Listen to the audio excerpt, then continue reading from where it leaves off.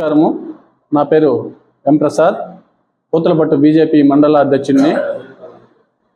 కూటమి ప్రభుత్వంలో బీజేపీ మండల అధ్యక్షుడు ఎం ప్రసాద్ దళిత కులానికి చెందినవాడు కావున పూతలపట్టులో కూటమి నాయకులు మరియు ప్రజాప్రతినిధులు చిన్నచూపు చూస్తున్నారు.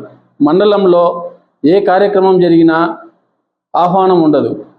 నిన్న మన ప్రధాని నరేంద్ర మోడీ గారి పిఎం సూర్యఘర్ కార్యక్రమం నిర్వహించారు, అందుకే ఆహ్వానం లేదు. కూటమి ప్రభుత్వం కోసం ఎంత కష్టపడినా విలువ ఇవ్వడం లేదు.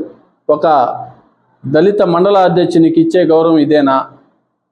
ఇప్పుడు మన శాసనసభ్యులు మురళీమోహన్ గారు కూడా ఒక దళితుడు, నేను ఒక దళితుడినే గురించి మా పార్టీ అధిష్టానానికి తీసుకువెళ్తానని తెలియజేస్తున్నాను.